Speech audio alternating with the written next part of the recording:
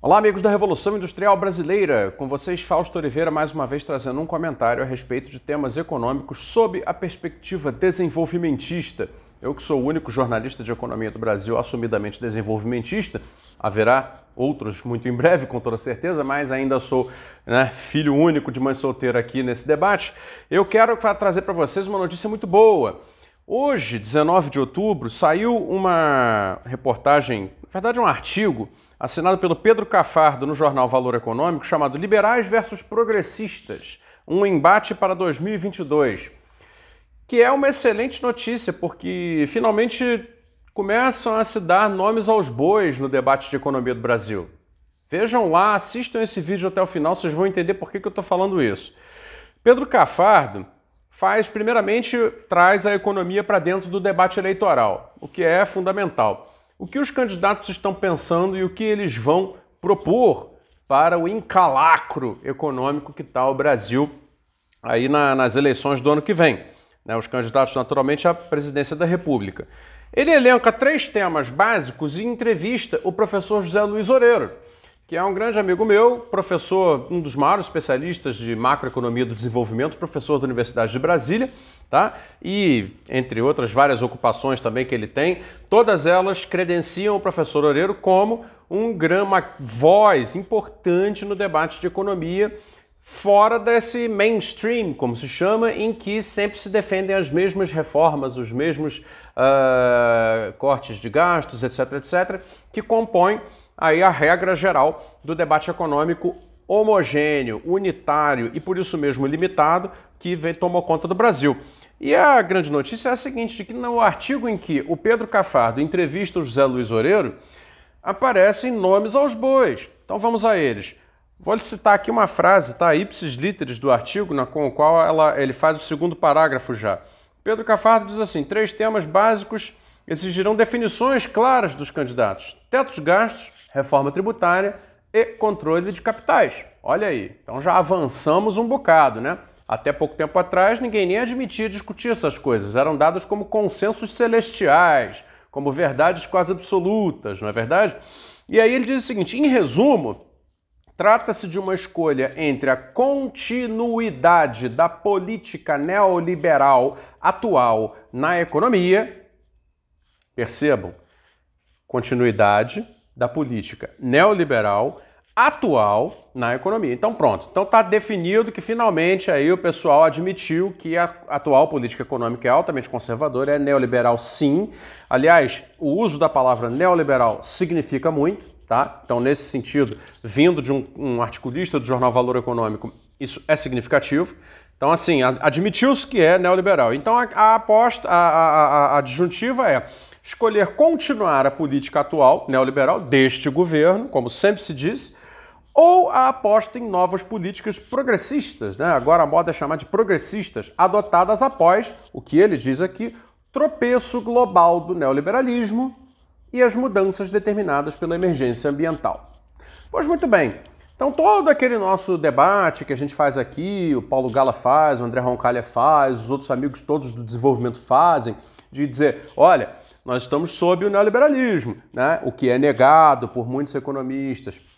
Nós estamos indo para a breca por causa do neoliberalismo, né? Que é negado por uma porção de economistas ortodoxos, etc, etc, etc. Então agora acabou, né, de ficar nu, não dá mais para negar. E aí, então, afinal de contas, qual foi a discussão aqui? Sobre teto de gastos, o Oreiro, né, naturalmente quem acompanha o Oreiro conhece muito bem a opinião dele. Ele se opõe ao teto de gastos com toda a razão do mundo, né? É uma jabuticaba, é uma ideia esdrúxula, né, que nunca deveria ter sido aplicada no Brasil e que o Oreiro costuma chamar de terraplanismo econômico. Com toda razão, eu concordo com ele. O importante é que a expressão terraplanismo econômico associada ao teto de gastos está no jornal. Então, com muita dignidade, Pedro Cafardo deu espaço às aspas do Oreiro para dizer o teto de gastos é um terraplanismo econômico, e é mesmo. Basicamente, ele precisa ser eliminado, né? E o raciocínio por trás, está aqui descrito também, é dizer o seguinte, bom, se o bolo dos gastos, né, geral, né, o conjunto total dos gastos está congelado por 20 anos, e algum componente desse bolo é uma despesa obrigatória e continua subindo mais do que a inflação, vai necessariamente esmagar o resto do bolo, é claro. E por isso, então, começam a cortar ou tentar cortar coisas que, né, por exemplo, os investimentos públicos, entre várias outras coisas, que fazem o Brasil amargar desnecessariamente ainda mais recessão, correto? Num momento em que precisaria do contrário, né? Então essa regra é um sofrimento autoimposto à economia brasileira que impede o Estado, num momento como esse atual, de fazer o que nós chamamos de política contracíclica, que é, nos momentos recessivos, liberar mais recursos, né, retirar impostos, gerar movimentações dinâmicas econômicas para reverter o ciclo recessivo, né? E hoje, o mundo vive um momento de renovação e recomposição das suas capacidades técnico-industriais, como nós sempre dissemos aqui, não é verdade? E, né, o Brasil está impedido de fazer investimentos, graças a essa lei esdrúxula do teto de gastos, passada há poucos anos atrás, no governo do Temer, como se fosse um milagre, como se fosse um antídoto à irresponsabilidade dos governantes, etc, etc, etc. Quando, na verdade, se verifica que o efeito disso é nada mais, nada menos do que o aprofundamento da recessão, né, num país que está aí com persistentes 14% de desemprego formal. Se somar os informais, né, dentro desse bolo, você tem praticamente metade da população economicamente ativa em péssima situação de ou desemprego total, ou desalento, ou informalidade. E claro que precisamos de política contracíclica, aliás, precisamos muito, e o Brasil hoje está impedido de fazê-la. Quando faz, por razões emergenciais, como foi no ano passado, para enfrentamento da Covid, né, faz por fora do teto de gastos, como gastos não previstos, né, esqueci o nome agora. Isso acaba, né, tirando da regra aquilo que ela tem, que é a sua credibilidade. E por tirar a credibilidade da regra, o que acontece?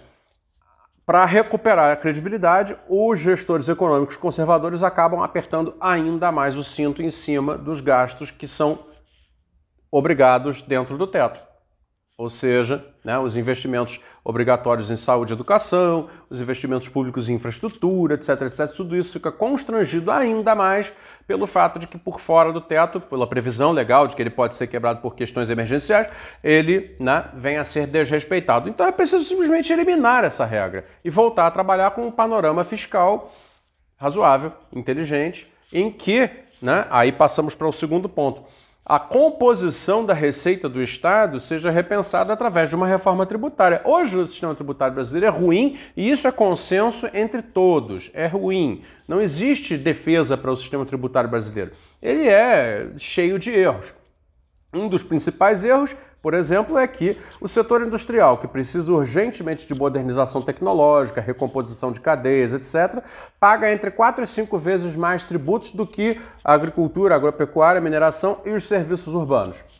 Faz sentido isso? Não, não faz sentido. O valor adicionado pela indústria é muito maior do que os serviços de baixa produtividade nas cidades, mas é sobretaxado. É muito maior do que a agropecuária, mas é sobretaxado. O que resulta disso? Perda de competitividade sistêmica do setor industrial frente aos demais setores da economia. O que, dado que a indústria tem cadeias longas, tem dispersão geográfica, é mais demandante e mais ofertante de coisas de maior valor adicionado e também é o maior empregador formal em proporção, claro, é um baita tiro no pé. Então, uma reforma tributária tem que ser discutida para refinanciar o Estado a partir do lado da receita, né? Permitindo ao Estado praticar as políticas contracíclicas que ele precisa fazer nesse momento para tirar o Brasil da estagnação, né? E o Oreiro, então, voltando aqui às sugestões que ele dá, propõe coisas muito interessantes.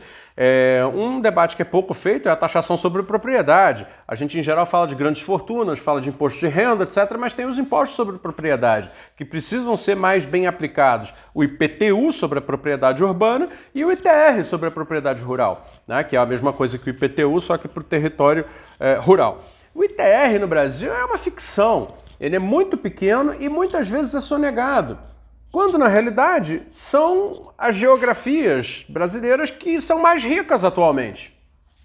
Quem aí haverá de discordar disso? A riqueza brasileira está concentrada no condado da Faria Lima, por um lado, em São Paulo, e o resto está no campo.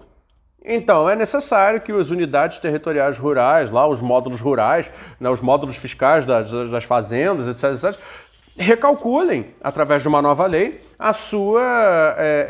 os seus gravames tributários, para que contribuam de maneira proporcional. Sim, o Loureiro tem toda a razão de colocar isso aí.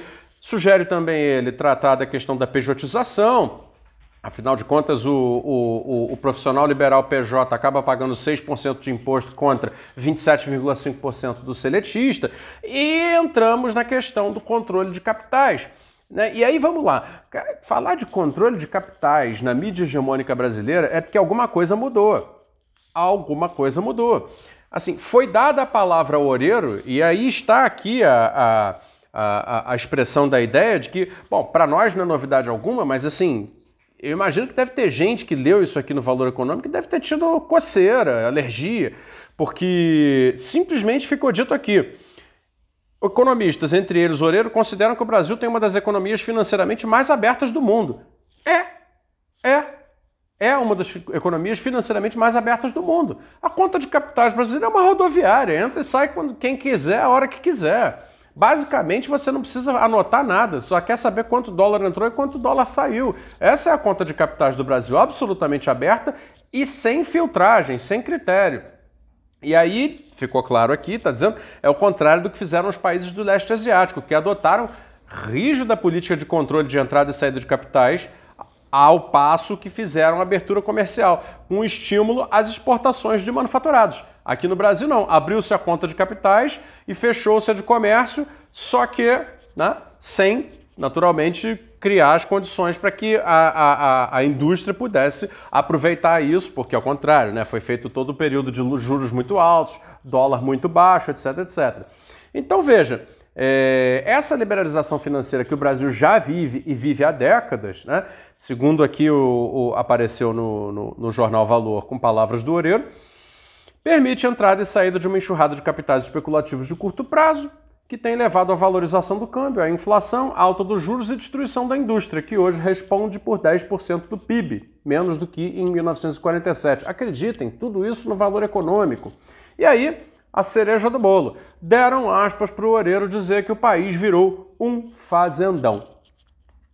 Então, assim, eu acho, sinceramente, que é uma ótima notícia, é uma felicidade poder trazer isso aqui hoje para vocês, de que no maior jornal de economia do Brasil deram um espaço para um economista, né, do desenvolvimento, um cara realmente inteligente, um cara especial, com grandes credenciais para falar o que está falando, e que tenham dado as aspas corretas, que tenham colocado, de fato, o discurso crítico de toda essa bananada que fizeram com o Brasil, né?